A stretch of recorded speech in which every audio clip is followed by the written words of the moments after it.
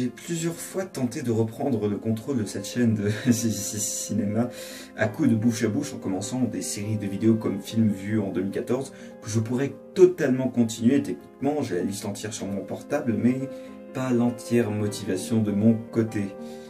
Ou encore Collection de Blu-ray, un projet assez nombriliste que je pourrais aussi continuer, mais dont pas mal de gens sont contre-foot parmi ma 60aine d'abonnés, c'est qui commence à rabaisser drastiquement le ratio d'intérêt.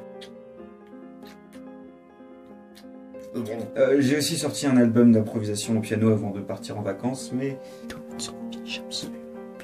Personne ne s'intéresse à ça, personne. Bah du coup, je suis toujours là, avec des moyens et un espace plus limité, mais regardez tout de même ce magnifique décor en symbiose avec mon t-shirt, ce magnifique putain de t-shirt. Regardez la télé, c'est du cinéma, Mais bref, je reviens avec un nouveau concept de vidéo centré sur l'écriture d'un film. En effet, si c'est bien la qualité artistique, l'expertise ou simplement l'efficacité de la mise en scène qui constitue la moelle de ce que plus ou moins de personnes pourront appeler un bon film, même le meilleur réalisateur a au moins besoin d'un bon scénario pour pouvoir assurer et y mettre de la personnalité durant la production du long métrage. Bah oui, c'est simple, sans une écriture efficace de l'enchaînement des scènes et des dialogues, la mise en scène ne permettra que très difficilement d'assurer une progression dramatique, une montée de la tension, une évolution des personnages, une situation comique ou romantique, l'intensité d'une action ou d'une confrontation. Bref, vous le comprenez, tout est question d'intention car plus qu'une histoire, des dialogues ou des positionnements de personnages, un scénario doit poser les intentions qui devront transparaître dans sa traduction dans le langage cinématographique de la mise en image et de la mise en scène. Bon, par contre, je sens que je ne vais pas trouver beaucoup d'images d'illustration pour ce passage, donc si vous voyez en ce moment des gorilles en train de copuler, c'est normal. Continuons. Donc, quel est le but de cette émission et comment est-ce que je vais opérer avec ces bugs de caméra ? Eh bien, vu que tout le concept consiste après tout à parler de scénarios, on va faire un tour d'horizon de différents types de scénarios, par genre, avec les scénarios d'épouvante, les thrillers, les comédies, l'action et l'aventure, et par type d'histoire, on peut aborder par exemple le héros aux 1000 visages, les façons d'aborder la fantasy, les possibilités sont infinies. Avec cela, on va pimenter le tout avec quelques épisodes spéciaux. Certains vont traiter de scénarios en particulier qui ont parfaitement réussi leur pari, et d'autres vont traiter de mon expérience personnelle de recherche constante, de se sortir les doigts du cul et de mettre à terme au moins un seul de mes projets de scénario. J'avais quand même fait, il y a des années de cela, une série d'articles sur le blog que je partage avec 5 autres personnes, que j'avais sobrement intitulé « Aventure d'un apprenti scénariste torturé ». Donc au niveau de l'autocongratulation nombriliste de ma personne, je suis habitué. Il faut aussi savoir que je ne suis jamais allé au-delà du 2e épisode et demi, donc ça vous donne beaucoup d'espoir pour cette série-là, non?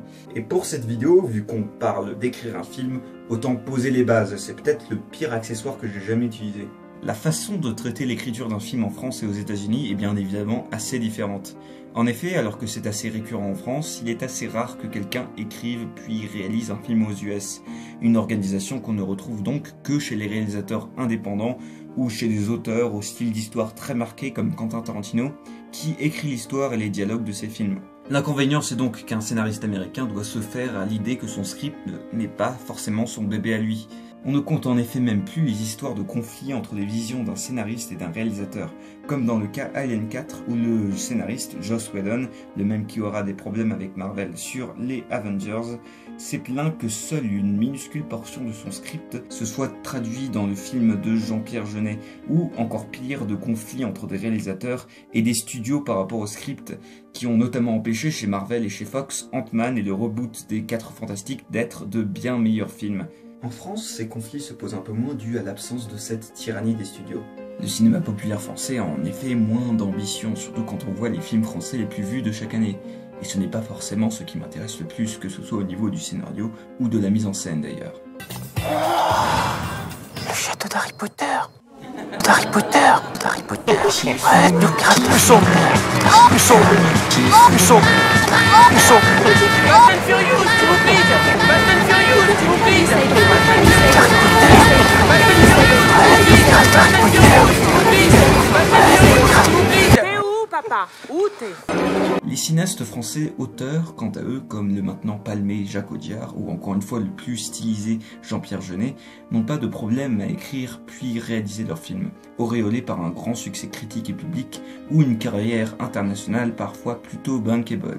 Cela pose en revanche beaucoup de problèmes aux créateurs et scénaristes peu connus de films de genre, qui sont parfois obligés de s'exporter aux USA pour trouver une liberté financière plus agréable pour des thrillers, des films d'épouvante et de fantastique ou science-fiction, même si c'est pour faire face à d'autres problèmes particuliers par rapport à la censure courante à Hollywood. C'est le cas d'Alexandre Aja, réalisateur de Haute Tension, qui est ensuite allé tourner là-bas pour son remake de La Colline à des yeux, son autre remake du Piranha de Joe Dante avec plus de seins et de chair à arracher, et Horns, comédie horrifique perfectible mais vraiment très appréciable, adaptée du fils de Stephen King. Bon, là je commence plus à parler de faire un film de bout en bout plutôt que de l'écrire spécifiquement, mais ce grand problème des films de genre en France pousse déjà à prendre quelques décisions drastiques dès l'étape du scénario, comme par exemple celle d'écrire le film en anglais ou de revoir ses ambitions à la baisse. Un autre exemple très évocateur, La Horde de Yannick Dahan, ancien chroniqueur de Mad Movies et que vous pouvez retrouver maintenant dans la très bonne émission Opération Frisson, tout en buvant ce Coca-Cola sur un canapé Ikea. Bref, La Horde s'est heurté de plein fouet à cette réalité de la condition du film de genre en France. Dahan ayant voulu faire un film d'action zombie avec pas mal d'idées assez ambitieuses, mais devant être abandonné durant la production, menant à un film qui bien évidemment ne reflète pas les velléités d'origine du réalisateur qui n'a pas fait d'autres films depuis. Il faut remettre bien ça dans le contexte. C'est très difficile de faire des films de genre en France. On ne nous donne pas beaucoup d'argent et beaucoup de temps pour les faire. Donc nous, ce qu'on essaye, c'est d'optimiser au maximum ce peu d'argent et ce peu de temps pour arriver à faire quelque chose qui soit qui ait de l'énergie, de la pêche, et ouais, qui soit de l'action, mais pas forcément 20 minutes de flingage. Bref, vous l'aurez compris après ce long interlude, pour faire votre premier script, la première chose à faire est de ne pas trop afficher d'ambition trop haute. C'était ma première erreur d'ailleurs, non pas à cause de détails budgétaires, mais sur un aspect plus humain. Mon projet a toujours été d'écrire et de réaliser un film, mais malgré l'aspect plus sécurisant que cela donne au projet, parfois le problème n'est pas un problème d'ambition dans les effets spéciaux ou l'action, mais bien un problème d'ambition dans l'histoire elle-même. Ok, je me téléporte par magie de retour en France pour vous montrer ceci. L'Inconnu, un script que j'ai écrit durant mon année de 4e, mais que j'ai arrêté au tiers environ. Alors pour le coup, il y a tellement de problèmes différents que ça va être dur de tout énoncer. Je pourrais vous lire quelques extraits, mais je pense que je réserverai ça à un épisode spécial. Le premier problème, déjà, c'est de l'écrire à la main, hein. C'est totalement suicidaire si on veut que le truc se concrétise. Au gueule!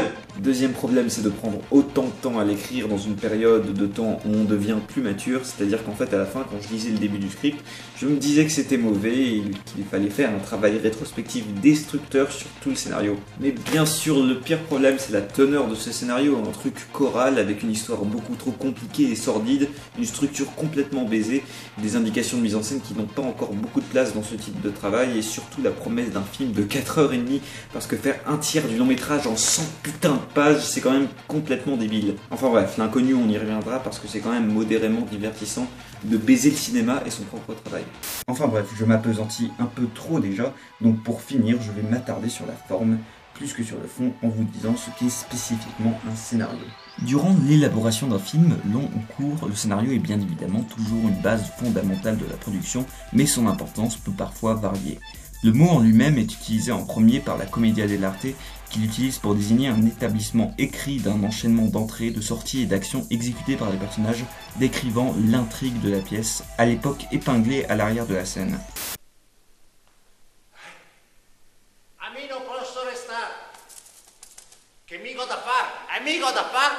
De nos jours, il désigne le manuscrit final d'un long travail en amont que je décrirai dans les épisodes à venir.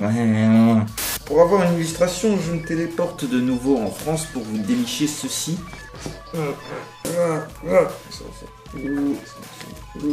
Voilà, ceci, le scénario original des Tontons Flingueurs écrit par Michel Audiard. L'écriture se rapproche du théâtre, on ne narre pas avec un style littéraire mais avec la rigueur nécessaire. Les scènes sont numérotées, on indique la diégèse, c'est-à-dire le lieu, le temps, et les dialogues et les actions. On aime à penser qu'un scénario basique représenterait un ratio de 1 minute par page après le montage, mais c'est parfois plus compliqué. En moyenne, on tape néanmoins dans les 100 pages pour un film entre 1h30 et 2 heures.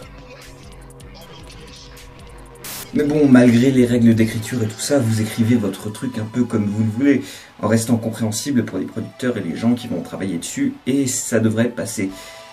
Aussi, à moins que vous vous appeliez Lars von Trier et donc que vous possédez tous les droits de l'art cinématographique, évitez de mettre des photos de votre pénis à la dernière page. Bon, c'est bien, on se finit sur ça, c'est bien ça? Moi, il me semble que c'est bien, moi j'applaudis. Ouais.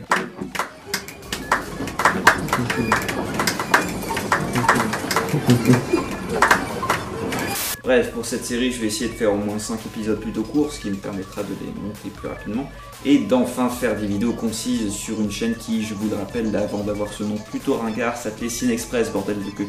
En attendant, je vous dis à la prochaine, un mot de fin totalement sobre et impersonnel, mais je vous retrouve malgré tout après cette inactivité gênante pour plus d'épisodes, pour le retour un jour ou l'autre de Cinexpress, plus de underground movies et plus d'improvisation en piano. Ou pas en fait, si ça se trouve, demain je trébuche sur un résidu d'ADN et je m'empale sur un pommeau de bougie dévissé avec l'arrière-pensée que je n'aurais jamais percé sur YouTube, mais que comme James Cameron, je vous aime tous de façon égale et j'aurais dû m'arrêter avec à la prochaine. Donc bon, au revoir et au revoir.